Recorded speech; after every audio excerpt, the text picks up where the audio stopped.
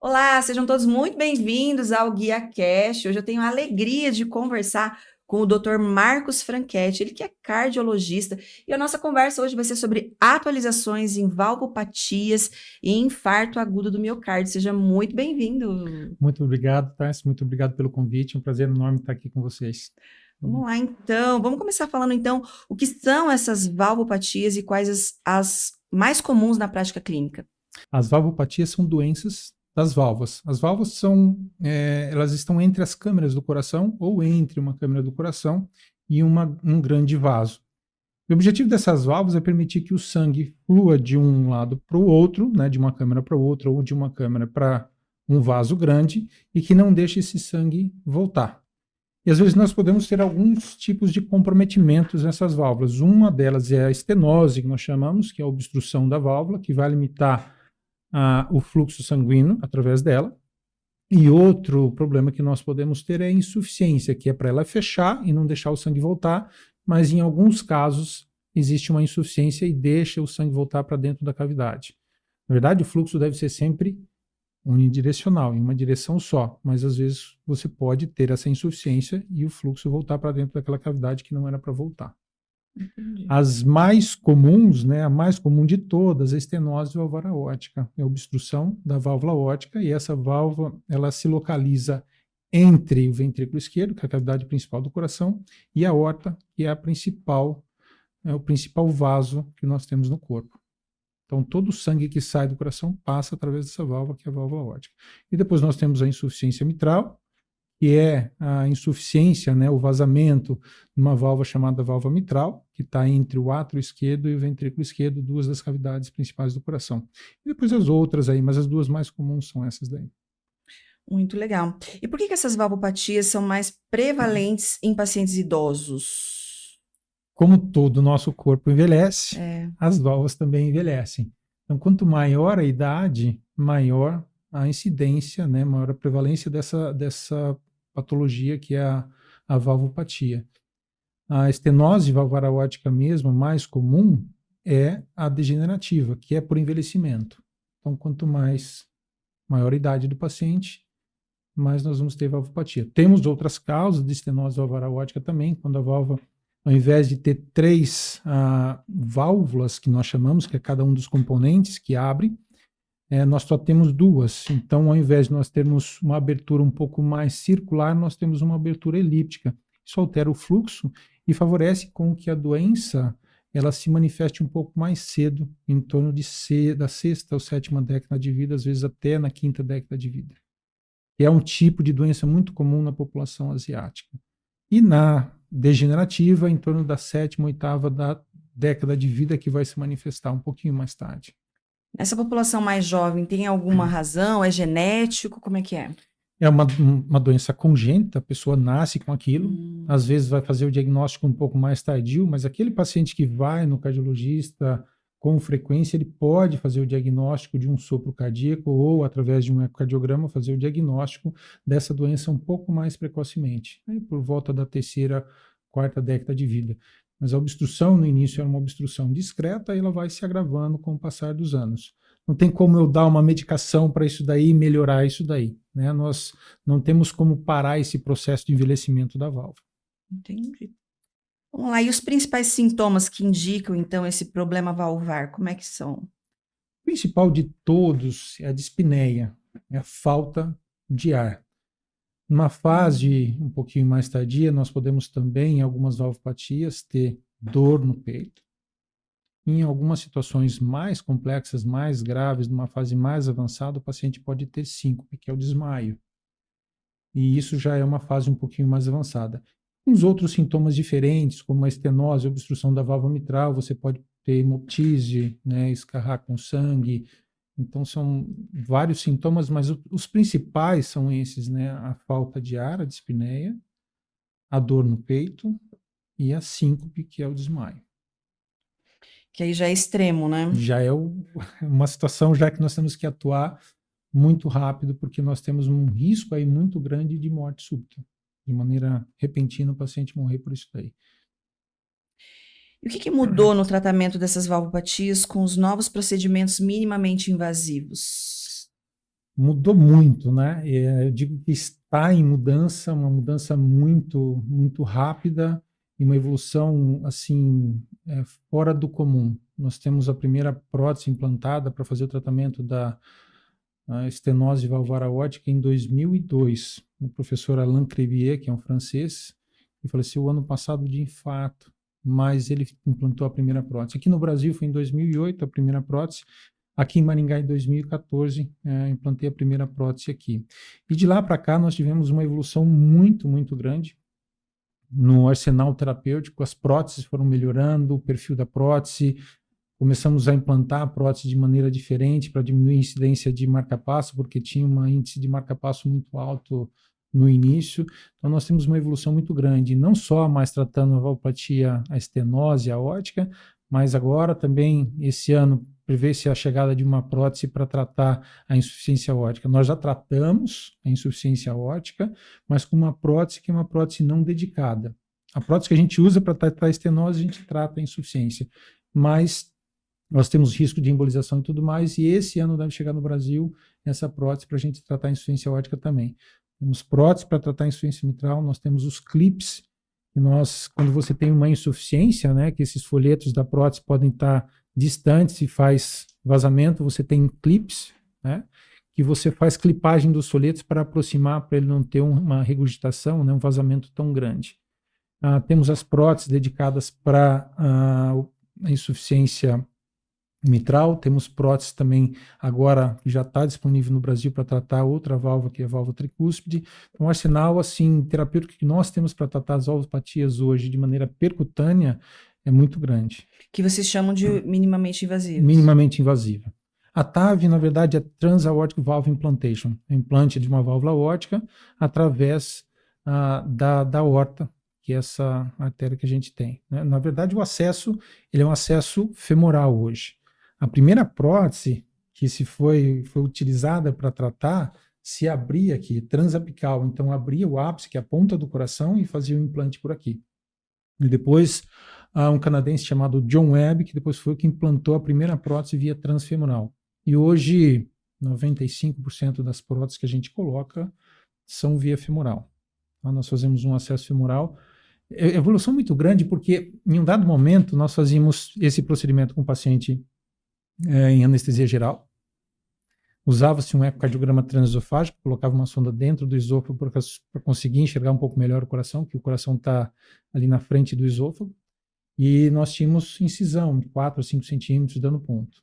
E hoje, 90% dos procedimentos nós fazemos com sedação, um ecocardiograma transtorácico, que você não precisa fazer com sonda, e sem nenhum tipo de ponto. Nós fazemos por punção. E tem um dispositivo para fechar isso daí. Com certeza, é um grande avanço, né? E há tempo de internação. Né? Se for pensar numa cirurgia cardíaca, talvez 5 dias de internação, 2 a 3 dias na UTI. E eu digo que hoje 70% dos meus pacientes eu dou alta no primeiro dia pós-operatório. Uau. Tranquilidade dele também, né? Muito. Muito. Né? Você falou rapidamente do TAV, né? Uhum. Implante transcatéter da válvula aórtica. Explica um pouco pra gente, então, para quais pacientes é indicado. Você falou que já é considerado um procedimento minimamente invasivo, né? Sim. Conta um pouco pra gente, então, do TAV. TAV, Transaortic Valve Implantation. Vamos lá. TAV, no início, ela surgiu como uma opção de tratamento para aqueles pacientes que não tinham condições de fazer uma cirurgia. Eles eram inoperáveis. Um grupo de pacientes operava, o outro grupo em tratamento clínico. E quem tratou teve uma mortalidade menor ao longo dos anos. E depois, pacientes de alto risco cirúrgico, eles poderiam operar, mas tinham um alto risco cirúrgico. E se fez também um trabalho com esse tipo de paciente. E nós tivemos uma boa evolução, uma evolução melhor do que a cirurgia nesse tipo de paciente. E nós começamos a entrar num campo um pouquinho diferente, naquele paciente de risco moderado. Começamos a tratar pacientes cada vez mais jovens, pacientes com 70, 75 anos de idade. E os resultados, nós temos resultados de um trial chamado Notion, de 10 anos, que a evolução foi semelhante nos dois grupos em termos de mortalidade principalmente. Existem algumas diferenças. O índice de marca-passo ainda na TAV é um pouquinho mais alto do que a cirurgia, um pouco mais alto que a cirurgia. O índice de acidente vascular encefálico, derrame, é um pouquinho mais alto no grupo de cirurgia. Mas, a grosso modo, juntando tudo, os dois são semelhantes. E depois, começaram a pensar em tratar um paciente um pouquinho diferente, que é o paciente com baixo risco. Opa, começamos a entrar com pacientes de 70 anos, 65 anos, e nós temos 2 trials que já foram publicados esse ano com evolução de 5 anos. Evolução semelhante no grupo de cirurgia e no grupo de TAV. Então, nós estamos entrando cada vez mais em pacientes menos complexos e mais jovens. Interessante. E interessante falar desses pacientes mais jovens, né? Porque eu percebo que as pessoas começam a se preocupar quando o sintoma aparece, é isso mesmo? É, né? Normalmente quando o sintoma aparece, mas se o paciente faz um acompanhamento com um cardiologista anualmente e ele acompanha, ele vai fazer um ecocardiograma uma hora ou outra e vai fazer a detecção disso daí. E se você tem uma obstrução na válvula aórtica que é uma obstrução próxima de ser grave, esse acompanhamento deve ser um pouquinho menor de intervalo de tempo. Tá? Então esse paciente, quando ele vai ao consultório médico, você consegue detectar isso daí precocemente e acompanhar de uma maneira adequada para fazer a intervenção quando for indicado. Muito bom.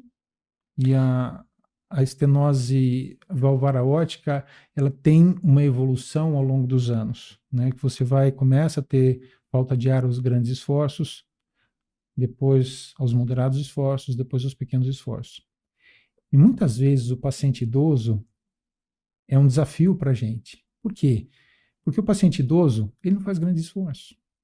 O paciente idoso, às vezes, ele não faz moderados esforços. Às vezes ele está limitado dentro de casa, ele tem 85 anos de idade, tem alguma outra limitação física, fez uma cirurgia da prótese de quadril, um pouco limitado. Então, quando ele desenvolve sintoma, ele está desenvolvendo sintoma aos pequenos esforços, no momento que a doença já está avançada. Então, vale muito do médico ter essa percepção também. Quanto de atividade física esse paciente faz. E hoje nós começamos a pensar, a tratar pacientes também assintomáticos. Uma coisa que não se pensava há 5 anos, 10 anos atrás. E hoje nós temos trabalhos mostrando que se você intervir precocemente, mas naquele paciente que tem algumas alterações no ecocardiograma, tem um aumento de uma das cavidades do coração, aumento da espessura do músculo, sinal que ele está fazendo muita força para vencer essa obstrução. Então, algumas características nos dizem que a gente já pode pensar em tratar esse paciente um pouco mais precocemente. Mesmo porque antigamente nós tínhamos uma cirurgia cardíaca para comparar. Tornava uma cirurgia de alto risco para um paciente idoso. E o tratamento clínico era melhor, a gente ia postergando até que esse paciente precisasse realmente. Mas hoje nós temos uma intervenção que tem um risco um pouco menor. Então, talvez intervir um pouco mais precocemente, você consiga reduzir um pouco a mortalidade. Nós não temos nenhum trabalho ainda que mostrou redução de mortalidade, mas hospitalização, sim. O que já diminui o risco e é super benéfico, né? Diminui custo também, né? Quando você pensa nisso. É lógico que você tem que fazer um estudo de custo-benefício, né? Para você fazer uma interpretação, porque é um procedimento caro, né? Então, hoje nós temos liberação, a Agência Nacional de Saúde, para pacientes com convênio, a gente tem liberação no SUS. O SUS é um pouquinho mais difícil porque você tem um valor e nem sempre os fornecedores das próteses conseguem chegar nesse valor para fornecer para toda a população. E diferente de a gente tratar a doença coronariana fora da fase aguda, que nem sempre a gente tem uma evidência clara de diminuição de mortalidade, quando nós tratamos a doença valvar aórtica, nós temos claramente uma redução de mortalidade. É um paciente que, se eu não tratar, se ele está com sintomas, se ele não tratar, em 2, 3 anos ele vai ter problemas. E, às vezes, mortalidade. Nesses pacientes mais jovens que você relatou que ele, e até o assintomático que você também trouxe para gente, ele, por conta própria, buscou, por alguma razão, ele acabou buscando fazer um check-up anual, é isso? Sim. E com que idade as pessoas devem começar a buscar esse tipo de trabalho? Na verdade, o que nós temos que pensar no cardiologista é, assim, se eu tenho fator de risco, eu tenho que ir muito cedo. Se eu tenho um estilo de vida que é ruim, eu tenho uma história familiar muito ruim, a partir dos 20 anos de idade já começa a ir no cardiologista. Se eu tenho poucos fatores de risco, eu posso ir um pouquinho mais tarde, mas quanto mais cedo você pensar em um cardiologista, para você checar o teu colesterol, ver como está o teu nível de pressão arterial, para você se você fuma, né, para ver como que você tem, como que estão os teus exames.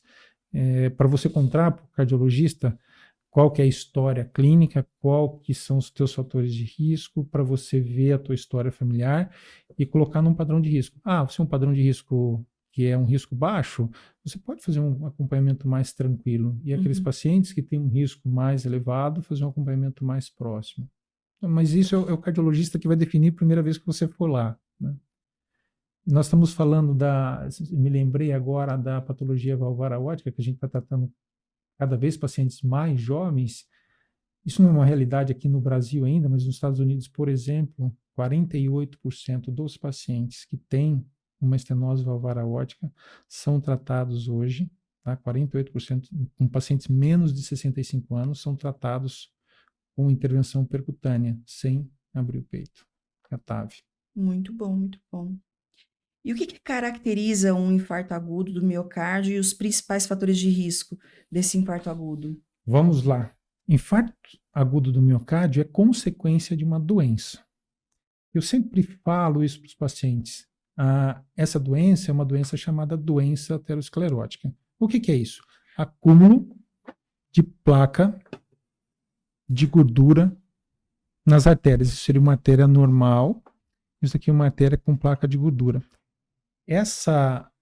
Esse acúmulo é principalmente do LDL, que é o colesterol ruim. Então ele não está solto dentro da parede, lá dentro do vaso, ele está na parede do vaso. Tá? Essa é uma doença difusa, que pode acometer qualquer uma das artérias do corpo. E pode ter suas consequências de acordo com o local que comprometeu. Acidente vascular encefálico, se for nas carótidas. Se for nas pernas, você pode ter trombose, amputação das pernas. No coração, a consequência final dessa doença é o infarto. O que é o infarto? Nós temos essa plaquinha que ela está estável, está tranquila. Ela cresce de maneira lenta e progressiva. Anos.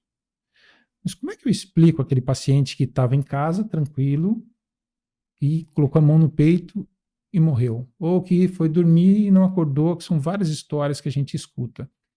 Nós tivemos nesse paciente o que a gente chama de acidente de placa.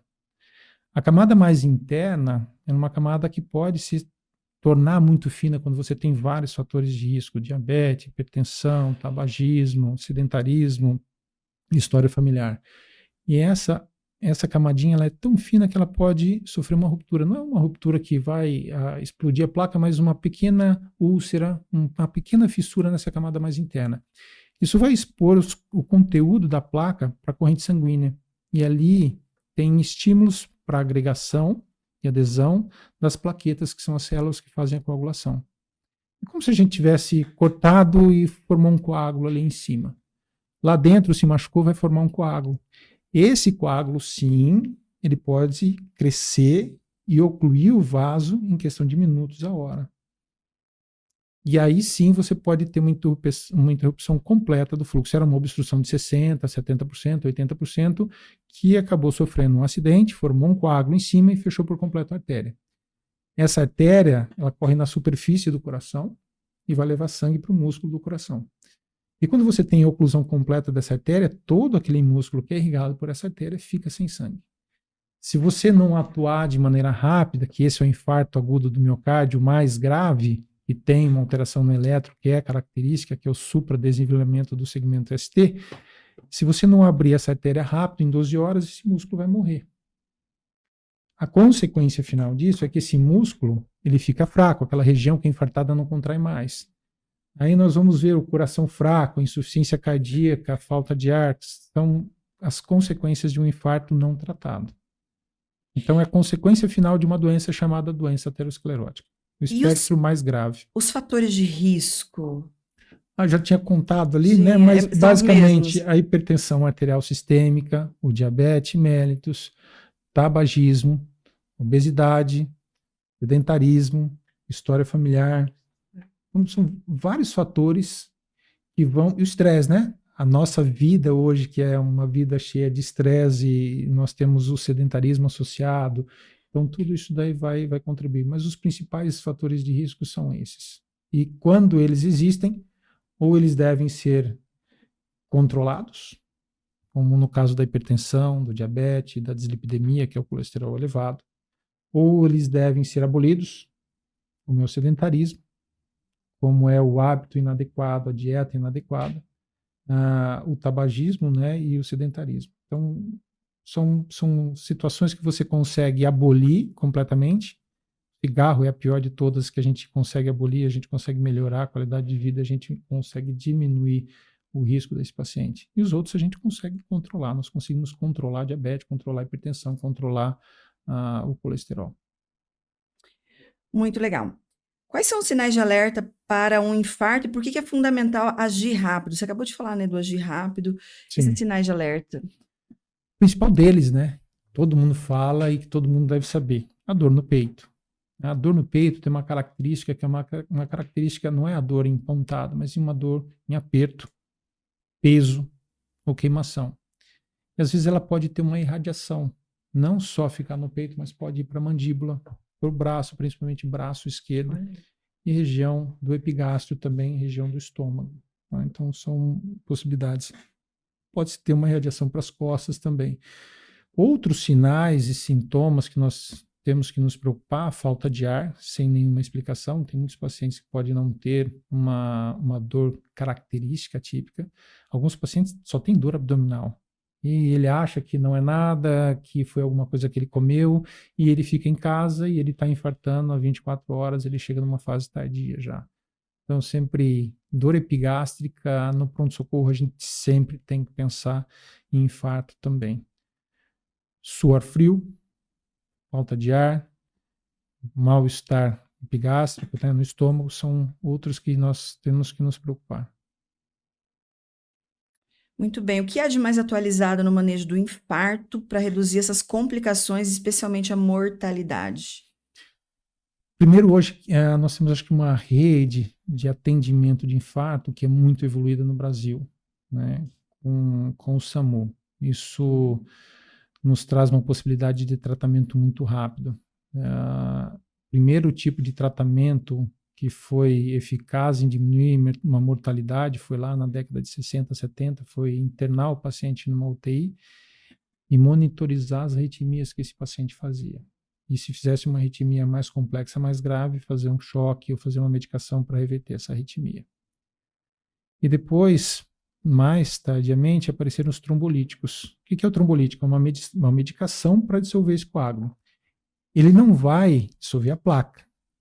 Mas se ele dissolver o coágulo, ele vai abrir a artéria, vai restabelecer o fluxo e vai chegar sangue para aquele músculo que está em sofrimento. Então isso diminuiu mais ainda a mortalidade no infarto. E até hoje é utilizado. E depois, lá na década de 90, 80, 90, que nós tivemos o surgimento da angioplastia. A dilatação inicialmente era só com um balão e depois com os stents, que são as molinhas, as malhas de aço, que são uma prótese que você vai colocar para abrir essa artéria e diminuíram a mortalidade no infarto. Então, hoje, o tratamento de escolha é angioplastia, abrir a artéria, porque você não só resolve esse coágulo, mas também resolve essa placa. Quando você tira o coágulo, você pode ter uma obstrução residual de 90%, mas com angioplastia você consegue resolver tudo isso. Mas eu preciso ter um centro capacitado próximo. Então, se o tempo de transferência e desse paciente fazer o tratamento for maior do que 90 minutos, o ideal, se você tiver condições, se você estiver dentro do SAMU, por exemplo, que você faça a medicação que é o trombolítico para dissolver esse coágulo e depois transferir esse paciente para um centro que tenha a capacidade de fazer atendimento do infarto. E esse stent, ele funciona bem? Funciona. Funciona bem. Por alguns anos a gente já tem usado e funciona muito bem. Inicialmente eram malhas metálicas e tinha uma chance de voltar a fechar, porque quando nós colocamos o stent, a gente provoca uma reação inflamatória na parede do vaso. E a tendência da resposta é você fazer uma hiperplasia, crescimento das células mais internas da artéria para forrar esse stent. E essa hiperplasia em alguns pacientes era uma hiperplasia excessiva e começava a voltar a fechar.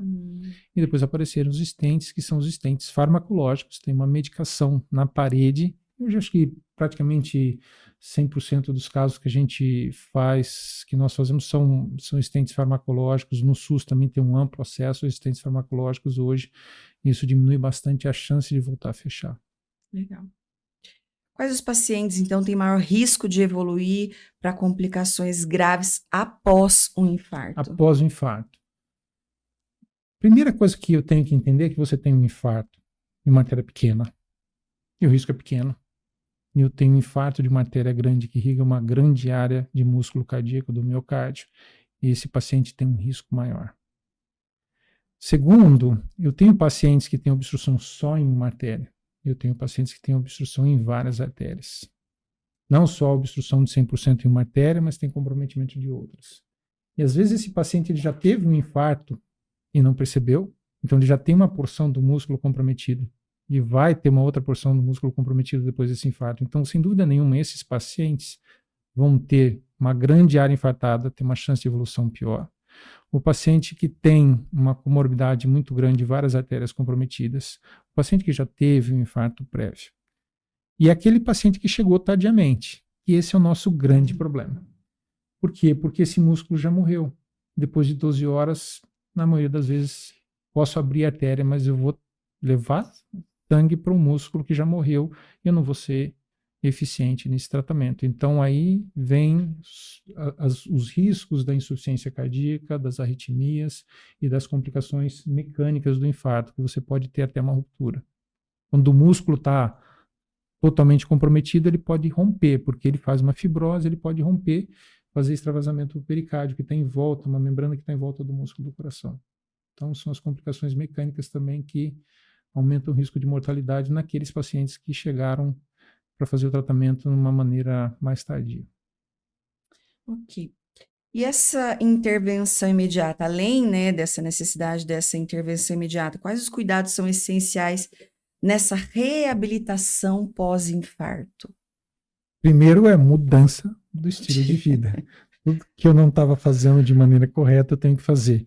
Infelizmente, tem alguns que não têm tanta sorte e que não têm muitos fatores de risco, né? Nós já vimos pacientes infartar com poucos fatores de risco, mas o principal é mudar o fator de risco. Então, se eu não ia no cardiologista, eu preciso checar o meu colesterol. Se eu fumava, eu preciso parar de fumar. Se eu não fazia atividade física, eu preciso fazer atividade física. Eu preciso organizar a minha vida para ter uma vida menos estressante, para eu conseguir dormir um pouco melhor. E, além disso, nós temos também a reabilitação cardiopulmonar. Você fazer um exercício físico que seja supervisionado por um médico, um fisioterapeuta, para que a gente tenha uma reabilitação. E a reabilitação diminui o risco de mortalidade. Fazer um exercício controlando a frequência cardíaca, vendo se vai fazer algum tipo de arritmia ou não. Principalmente na fase inicial, a gente checa para ver se está fazendo algum tipo de arritmia ou não. Então, reabilitação cardiopulmonar é algo que diminui a mortalidade. Legal essa reabilitação, inclusive feita por fisioterapeutas. Legal. Pode ser feita por fisioterapeuta também. Normalmente tem um acompanhamento médico, né? Uma prescrição médica e um médico junto, né? Então, na maioria das vezes tem um médico junto para fazer essa reabilitação. Legal.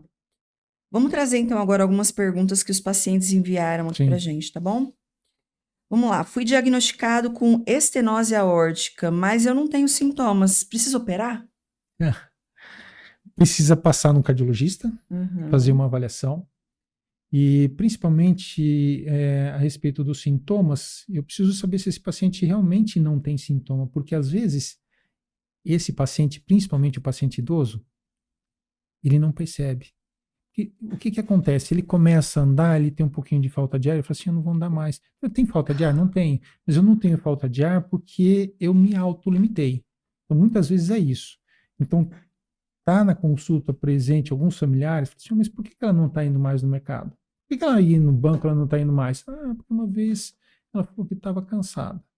Às vezes o paciente não tem sintoma porque ele não faz o esforço para ter sintoma.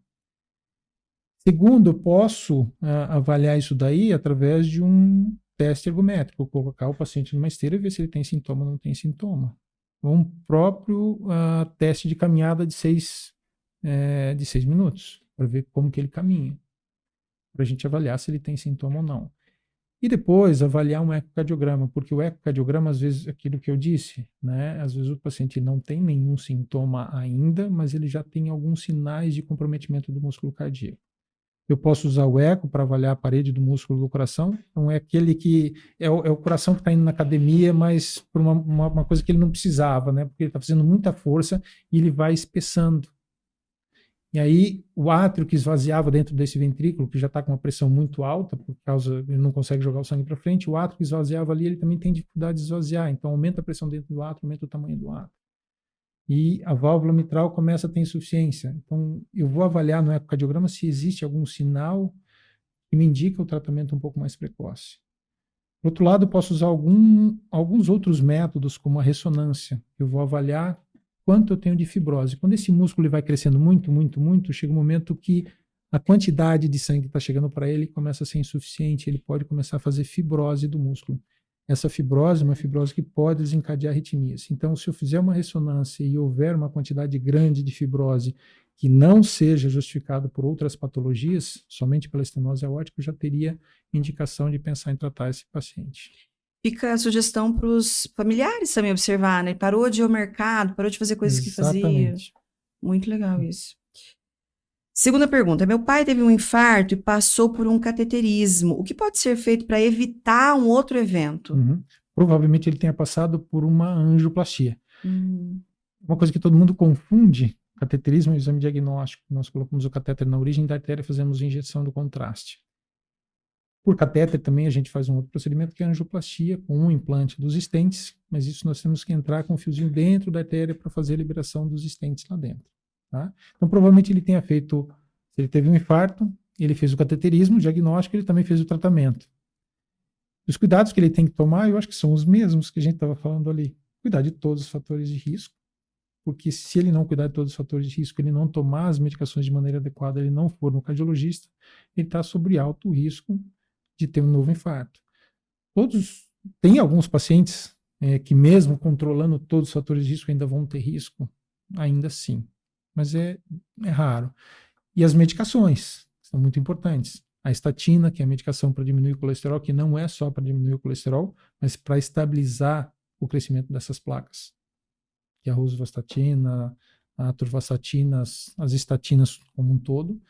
Esse paciente vai ter que obrigatoriamente usar para o resto da vida a aspirina. A aspirina, ela simplesmente diminui o risco de formar um coágulo. Mesmo que ele tenha uma ruptura pequena na placa, você tem um risco diminuído de formar o coágulo com o uso dessa medicação que é a aspirina. Muito bem. Terceira pergunta aqui. Tenho sopro no coração desde jovem. Isso pode virar um problema sério com o tempo? Tem vários sopros. Tem um sopro que você nasce, é um sopro que a gente fala que é sopro fisiológico, tem sopro de patologias que são patologias como comunicação dos dois ventrículos, que pode fechar se ela for uma comunicação pequena. Tem sopro por alguma doença congênita, que pode ser uma doença congênita grave. Tem sopro que vai aparecer somente na idade adulta por causa dessas patologias valvares adquiridas, como a estenose valvar aórtica. Então, assim, o que ele precisa, na verdade, é ir num cardiologista e diagnosticar qual o motivo desse sopro, porque tem alguns sopros que podem ser benignos e outros não. Muito legal. Agora, um mito ou verdade? Mito ou verdade? Mito ou verdade? O infarto sempre causa dor forte no peito? Não. Não. Mito. Nem sempre. Pacientes diabéticos, principalmente, os idosos, mas principalmente os pacientes diabéticos, eles têm o que a gente chama de desautonomia, um comprometimento do sistema nervoso autônomo, né, o parasimpático, simpático, e ele pode não sentir dor. Pode ter um mal-estar gástrico, pode ter uma suor frio, pode ter uma queda da pressão arterial, pode ter falta de ar, e não claramente uma dor no peito típica, como todos os outros pacientes têm. Entendi. Então, muito tem bem. que tomar muito cuidado, porque às vezes o infarto está um pouquinho disfarçado. Mas o mais importante de tudo, né? Se você não está sentindo bem, porque algumas pessoas falam, puxa vida, mas eu não vim no infarto, mas o senhor achou que não era nada? Não, eu achei que não era nada, era só uma dor no peito. Assim, mas dor no peito não é normal para você não vir para o hospital. E é a mesma história para uma falta de ar, um suor frio, uma queda de pressão muito intensa. Então, ir procurar um serviço de emergência. Na maioria das vezes, né, quando tem um infarto, o que a gente sempre recomenda é que procure um serviço de emergência no hospital. Alguns pacientes falam, vou procurar meu cardiologista amanhã, tive dor no peito na madrugada, vou esperar até amanhã. Às vezes a artéria está quase por fechar, e esse esperar até amanhã pode fechar e fazer um infarto mais grave, mortalidade, e ele não tem mais chance. Importante falar isso que você acabou de falar, né? Não é normal. Não é normal. Não é normal. Eu tenho dor no peito, não é normal. Ah, mas pode ser só uma dor muscular. Tudo bem, mas aí você chegou, fez uma avaliação, a palpação do tórax, viu que era uma dor muscular, a movimentação viu que era uma dor muscular. Mas quem disse isso foi o médico. Uhum. Agora, o problema maior é você achar que é uma dor muscular, achar que são gases e não procurar um serviço de emergência. Você perdeu todo aquele músculo e não tem como mais voltar atrás. Não tem como voltar atrás. Entendi. Esse negocinho aí que você ia mostrar pra gente, era em que momento? Vamos mostrar Vamos agora. lá. Isso daqui é uma das próteses que a gente pode utilizar para fazer o tratamento da válvula aórtica, Uhum. tá? Isso daqui foi desenvolvido para tratamento da valvopatia aórtica, estenose aórtica, sobretudo. Usamos fora off-label, né, fora do comum, para tratamento de outras patologias, como a insuficiência aórtica, mas o principal de tudo é isso daí. Se trata de uma prótese e ela tem uma estrutura metálica, um arcabouço metálico. Nós temos a parte interna, que é formada por folhetos. Isso daqui é construído com pericárdio, que é a membrana que envolve o coração do porco ou do boi. Então, isso daqui, nesse caso dessa prótese aqui, é pericárdio bovino.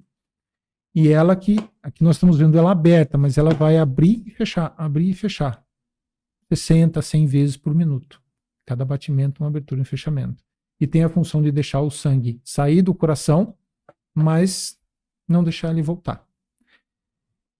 E depois nós temos um tecido sintético que é para não permitir que nós tenhamos vazamento em volta da prótese. Então, esse sistema todo vem montado em cima de um balão, ele vem comprimido em cima de um balão. Nós vamos entrar pela artéria femoral, que é uma artéria ali da virilha, e vamos posicionar isso no local onde nós temos a válvula doente. Vamos insuflar esse balão.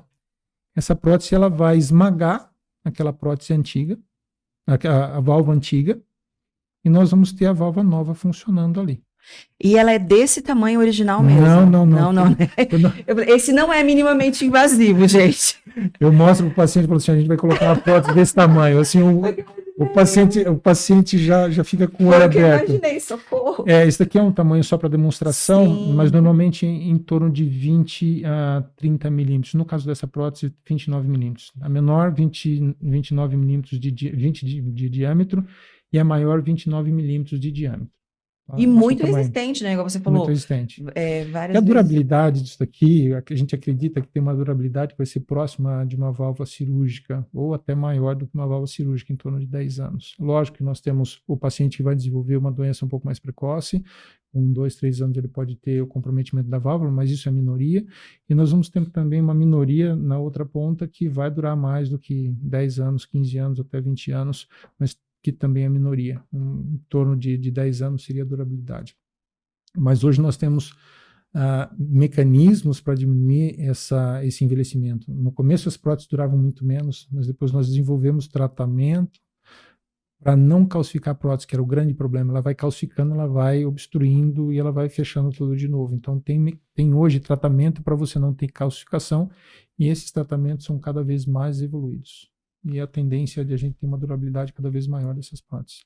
E a gente tem que pensar também, quando nós vamos tratar um paciente mais jovem, quando a gente vai fazer TAV, é que nós podemos, daí 10 anos, ter necessidade de fazer uma nova prótese. Por isso é muito importante você definir na anatomia do paciente, a gente vê isso até através de uma tomografia, quais são os critérios que tem. Tem alguns pacientes que têm um perfil muito ruim, como a válvula aórtica bicúspide, que são só duas. Tem alguns pacientes que têm muita calcificação, não tem um perfil para fazer tratamento com TAV, o tratamento de escolha seria cirúrgico. E quando eu vou pensar em tratar um paciente mais jovem, eu sempre tenho que pensar em quanto tempo de expectativa de vida esse paciente tem para eu pensar em colocar uma outra prótese dentro dessa. E aí eu tenho que ter uma anatomia favorável, porque eu tenho risco de fechar as artérias que saem um pouquinho acima dessa válvula. Muita coisa envolvida, né? Muito. Muita coisa então, assim, não dá para procurar qualquer profissional que não saiba o que está fazendo, vou lá e coloco uma prótese, está tudo resolvido, pronto. Não, eu tenho que pensar nesse paciente ao longo da vida. E o que benefício eu estou trazendo agora e que problemas eu posso ter no futuro quando eu vou tratar esse paciente. O que mais? Tem mais alguma coisa para a gente conversar que você considera importante que nós não falamos? Tem muita coisa, né, assim, de evolução hoje. Mas eu acho que o mais importante de tudo, eu acho que talvez que o pessoal tem que ter uma noção em casa, é que ele tem que estar frente a um profissional que seja um profissional competente, com boa formação. Acontece muito eu ter pacientes que chegam numa uma fase muito tardia para a gente fazer o tratamento, porque o médico achou que não tinha nada para fazer. Às vezes por falta de conhecimento.